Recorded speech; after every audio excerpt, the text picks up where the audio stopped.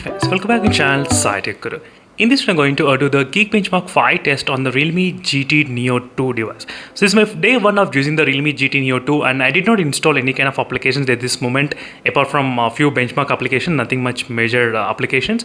Let's see what will be the Geekbenchmark 5 scores in the Realme GT Neo 2, which has got about Snapdragon 870 chipset, and my variant is of 8GB RAM variant and 128GB inbuilt storage. That's what I'm going to exactly demonstrate in this video. And right now I'm not using any kind of RAM expansion. As you can see here, I did not use any kind of RAM expansion at this moment. So without using any kind of RAM expansion, let's see how much Geekbenchmark 5 results we can actually expect in this Realme GT Neo 2. So which I'm really interested to see this kind of results. As I said, this is my first time using this phone, and let's see how much single core and how much the multi-core out of the box we can actually get in the Realme GT Neo 2. Can it actually cross the iQOO 7's Geekbenchmark 5 or not, out of curiosity? But I'll try to do the separate videos, so stay tuned for those more information. And make sure to follow the playlist. So only following the playlist will give the complete idea about the phone. Is it worth to buy this device or not? Otherwise you won't get to know what are the advantages and disadvantages about this device, which are really important before you actually buy and spend this money. You should know all these things. So again, I'll be back after some time. So right now we are getting about close to 90%. And one more quick note regarding the cooling system in this device.